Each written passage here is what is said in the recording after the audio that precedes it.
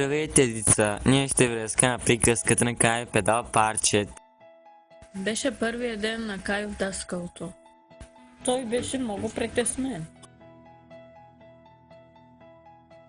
Кучко, аз не искам, мамо. Моля ти се, има остань тогава. Щях да те вземе при мен при магистралата, ама ще ебат там.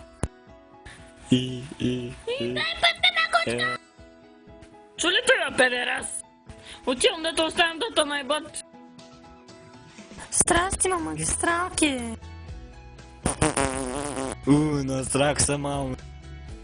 Кай, като погледна стаята и видя един негър с голяма пишка.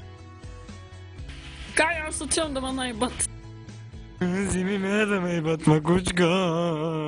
И там ще ме ебат, и тук ще ме ебат. Тук по-малко ще ебат. Педерас келтош. Когато майката на Кай отиде да я наебат, и Кай го наебаха вече за трети път. Какво ти има, Кайо?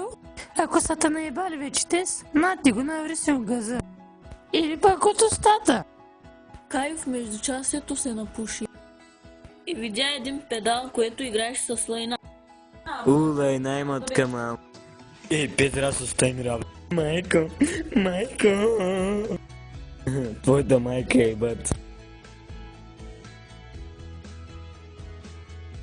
Здрасти, аз съм Нига. Как се казваш ти? Кайо Педал. Аре, отивам да чокаме педал. Сега ще играем свине, ще ти режа хуя. И тия работи сега наври в газа, Кай.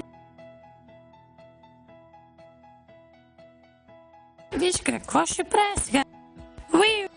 Аз го наврях газа, но излязаха. Какво да направя сега, бе? Ми сега от устата, Кайо. Сега ще запознае с другия келтош. Ще ти хареса много. Кучката избяга. Реши да